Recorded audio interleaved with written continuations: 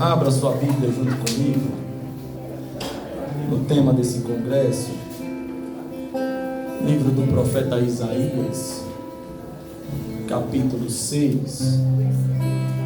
Leremos alguns versículos para a nossa breve meditação. Glória a Deus. Você encontrou? Quem encontrou, dá glória a Deus. Glória a Deus. Isso. Está escrito, verso 1: no ano em que morreu o rei Uzias, eu vi o Senhor assentado sobre um alto e sublime trono, e o seu séquito enchia todo o templo, e os serafins estavam acima dele. Cada um tinha 6 asas, com 2 cobriam os seus rostos, com as outras 2 cobriam os seus pés, e com 2 voavam, e clamavam uns aos outros, dizendo: Santo, Santo, Santo é o Senhor dos exércitos, toda a terra está cheia da sua glória. E os umbrais das portas se moveram com a voz do que clamava, e a casa se encheu de fumaça.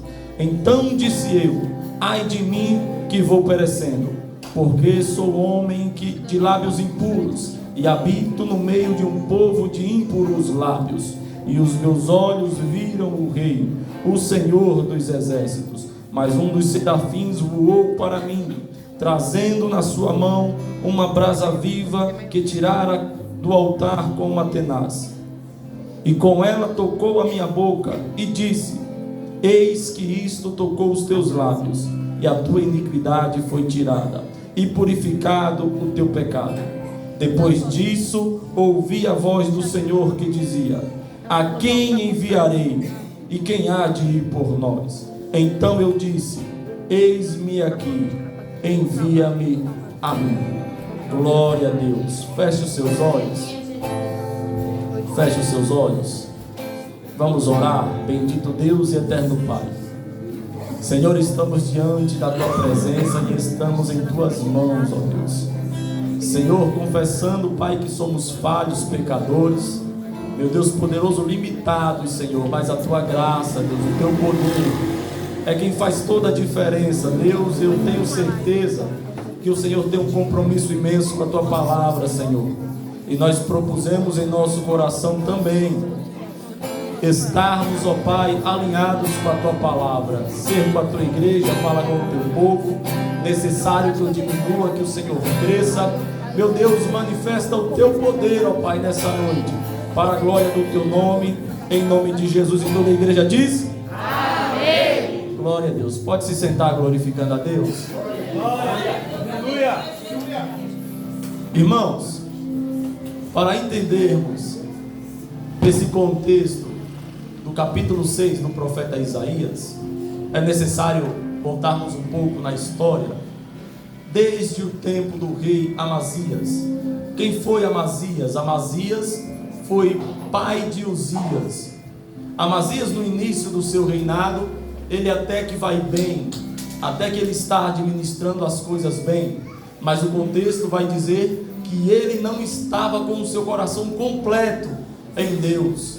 Ele até fazia as coisas boas, fazia as coisas corretas, mas o seu coração não estava voltado completamente para Deus. Por esse motivo, muitos se levantaram contra Amazias, querendo a sua morte. Os inimigos vinham para querer destruí-lo, e muitas vezes Deus usou profetas para dizer para Amazias se consertar, voltar o coração para Deus. Houve um dia em que ele saiu para a guerra, para pegar os edomitas, e assim ele fez, venceu, prevaleceu aquela guerra. Mas o texto bíblico vai nos ensinar que quando ele prevalece aquela guerra, quando ele vence aquela luta, ele olha para os ídolos dos edomitas, e quando ele vê aquilo ali, ele se maravilha com todos aqueles ídolos e traz os ídolos para Jerusalém. Olha só o quão grande está o foco de Amazias, quantas coisas ele poderia conquistar com Deus, mas agora ele muda o seu foco. Ele percebe que criar esculturas, que adorar a imagens é melhor. Por esse motivo, alguém se levanta, mata Amazias, e agora quem vai estar em seu lugar é o seu filho Uzias. Uzias é sucessor de Amazias. A Bíblia diz que quando ele começa o seu governo, quando ele é levantado por rei, ele tem apenas 16 anos. Um jovem com 16 anos e vivendo, acredito eu, uma dificuldade muito grande dentro da sua mente, porque haviam matado o seu pai. Imagina só a revolta na vida de um jovem, imagina só a dificuldade, mas foi-lhe imposta uma responsabilidade. E o que fazer se eu tenho os meus desejos de vingança, mas eu tenho responsabilidades, eu tenho obrigações? E eu estava orando e falando com Deus, e Deus falou para mim assim: a obrigação é além do que muitos pensam, porque nós podemos imaginar que a obrigação é algo que foi lhe imposto e você tem que fazer a ferro e fogo, é algo que você está sendo por força e não por vontade. Mas só que Deus falou comigo assim, que a obrigação é algo moral e caráter. É muito forte, presta atenção nisso aqui. As nossas obrigações são morais e caráter, porque quando nós observamos e vemos a nossa obrigação, nós fazemos porque Deus nos permitiu, nós fazemos com uma forma de gratidão a Deus. Então Uzias, quando ele está sendo entronizado, ele deixa tudo aquele rancor, ele deixa tudo aquilo para trás, e ele decide agora: eu vou fazer diferente. Aleluia. Olha só o contexto da vida desse jovem que está sendo colocado no poder. Ele é colocado no poder e a intenção do seu coração é fazer melhor, porque ele é alguém que aprendeu com os erros dos outros. Há uma diferença entre a sabedoria e a inteligência. A sabedoria é algo adquirido com o tempo. Pessoas que viveram muito. Se nós formos conversar com o nosso irmão, quantos anos o senhor já tem? 83 anos. Sábio, porque viveu muito. Agora a inteligência é algo diferente. A inteligência é algo que Deus dá para a pessoa. E quando você tem essa inteligência, você não só vai aprender com os seus erros, mas aprende também com os erros dos outros. Ele observou em tudo aquilo e percebeu que através do reinado do seu pai, o reino ficou devastado. Estavam passando agora por uma crise política, uma crise financeira e uma crise religiosa. E ele percebe que se ele continua com os mesmos passos do seu pai, aquela crise continuaria. Então ele presta atenção, ele observa e diz: me foi dada uma responsabilidade, e tudo que o Senhor me deu, eu quero agir com forma de gratidão. E coisa linda, e soa isso de uma forma maravilhosa aos olhos do Senhor, quando nós agimos com gratidão, quando você age com respeito e responsabilidade naquilo que o Senhor entregou nas suas mãos. Olha para o teu irmão e fala assim: olha, Deus entregou uma responsabilidade para você.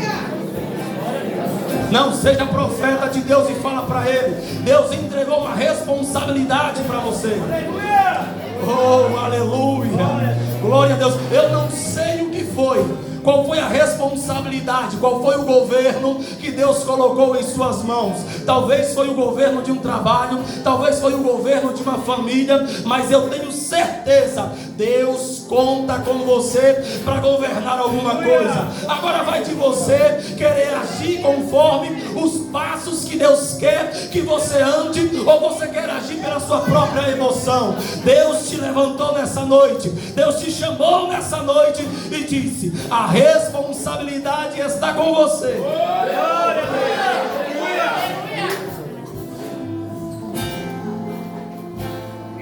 Agora Uzias, ou Azarias em alguns lugares, vai dizer que a Bíblia nos ensina que ele, quando ele toma posse do trono, quando ele está com a responsabilidade, ele é alguém que está com a sua mente tão focada, a sua intenção é tão grande, que ele começa a investir na agricultura, ele começa a investir com gados, e ali a parte financeira da nação começa a ficar equilibrada. Não bastante, dentro do seu governo, ele começa a agir com a força militar. Ele levanta muitos soldados. E ele também vai construir catapultas. Você pode não ter essa intenção de procurar aonde foi inventado as catapultas. Veio da Bíblia. Foi Uzias quem criou. Deus deu a estratégia para ele. Foi colocada nos muros da cidade uma engenharia, aonde colocava-se a pedra na catapulta, e os inimigos vinham de longe e eram atingidos. Foram feitas também catapultas de flechas. Ele estava se armando, ele estava se preparando para qualquer momento, aonde o inimigo viesse, não prevaleceria, porque Deus dava inteligência. E a palavra do Senhor vai nos dizer que tudo que ele intentava fazer, o Senhor era com ele. Aonde ele colocava as mãos, Deus colocava as mãos junto com ele, porque o que ele fazia não era de interesse próprio. O que ele fazia era interesse do reino, era para glorificar a Deus naquilo que foi colocado em suas mãos, era para bendizer o nome do Senhor naquilo que foi colocado em suas mãos. E ele restaura os cultos. As pessoas estão glorificando a Deus, e ele está sendo muito grande, a ponto de acreditarem que o seu governo é semelhante ao governo de Salomão. Porque o governo de Salomão não teve guerras, porém ele fez muitas alianças, e com as suas alianças não vinham inimigos. Muito pelo contrário, aquele que era inimigo tornava-se amigo de Salomão, a ponto de o seu reinado de 40 anos não haver nenhuma guerra. Agora estão olhando para Uzias, estão celebrando o nome dele, estão enaltecendo Uzias, e com isso inflama algo no coração dele. E eu vou começar a pregar. E quando inflama algo no coração dele, que se chama soberba, porque tudo que ele fez agora está posto diante dos olhos dele. Enquanto ninguém estava falando nada, ele continuava fazendo. Mas quando começaram a enaltecer o seu nome, ele ensoberbece. E o texto bíblico vai nos ensinar que ele entra dentro do templo, porque ele era posto como rei e agora estava se achando sacerdote. Quando ele entra dentro do templo, ele pega o incensário e começa a oferecer o sacrifício dentro do templo. Balança o incensário para lá, balança o incensário para cá, mas de repente entram os sacerdotes e fala: meu amigo, não faça isso, porque isso não é da sua alçada. Você pode até ser rei, mas aqui dentro é igual a todos os outros. Você pode ter o status que for, mas aqui dentro é semelhante a todos. Deixa eu te falar algo.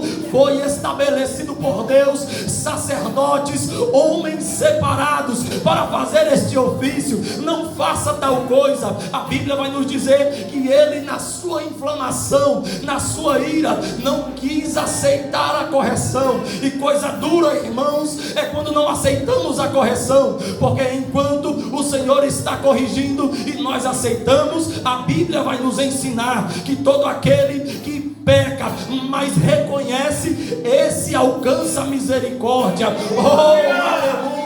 Mas só que no momento em que nós endurecemos o nosso coração, a mão do Senhor vai pesar. E o que é isso? É Deus que é irado? Não, é você que está plantando coisas ruins para você. Eu quero te deixar uma palavra: comece a plantar arrependimento. Como assim? João Batista estava pregando e dizendo: agora apresentai-vos a Deus frutos dignos de arrependimento. Oh, glória a Deus!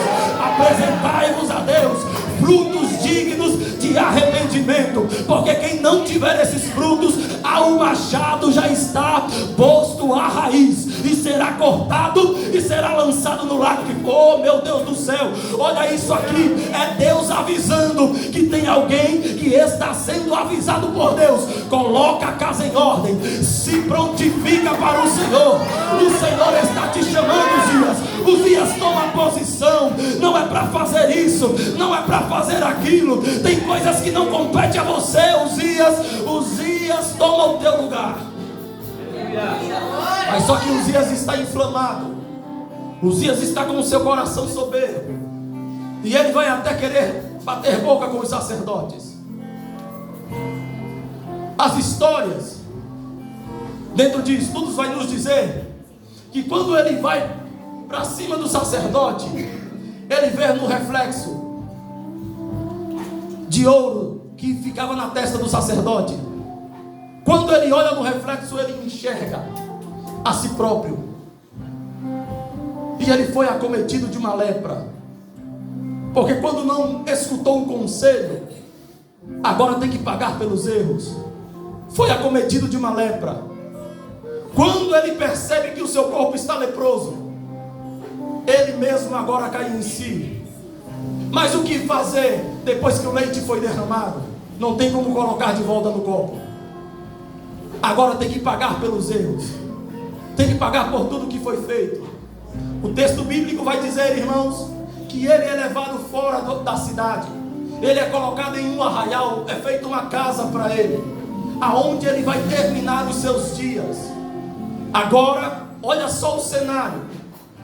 Uma nação que estava bem estabelecida, estava bem estruturada, estava de bem com Deus, estava todas as coisas indo de vento em popa, estava uma maravilha. Pastora Lucirleide, quem olhava para a nação, estava vendo uma nação, e todos aqueles que habitavam nela estavam orgulhosos, porque Deus levantou um rei ótimo. Mas só que agora, aquele que fora levantado estava em pecado, não podia mais reger, e toda aquela nação entrou em desespero. Porque o que vai acontecer com nós? Não temos mais um líder para nos guiar.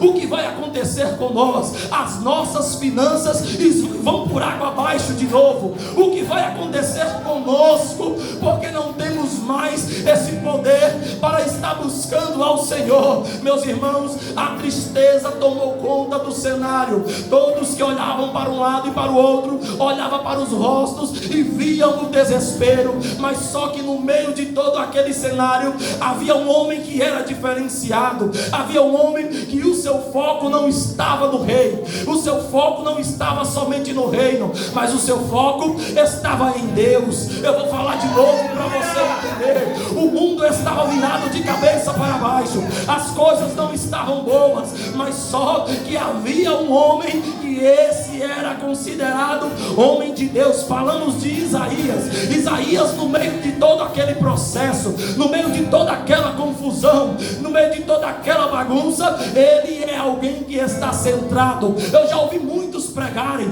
dizendo que a partir do capítulo 6 foi que Isaías se converteu. Não, irmãos, os capítulos anteriores ele já era profeta, ele já estava na presença, ele já estava entregando decretos de Deus. Mas só que agora, quem entende do que é espiritual não vai bater boca com ninguém. Quem entende do que é espiritual não vai se desesperar por pouca coisa. Isaías é alguém que tem contato com o céu.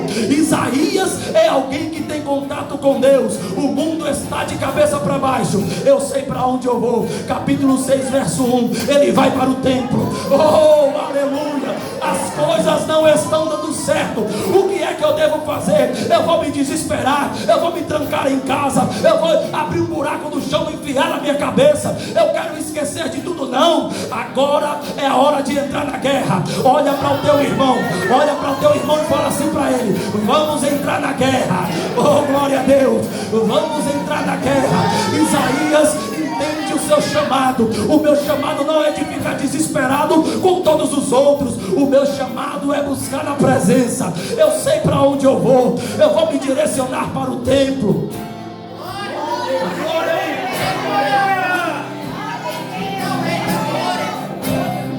Aleluia! Quando Isaías entra no templo, meu irmão Marcos,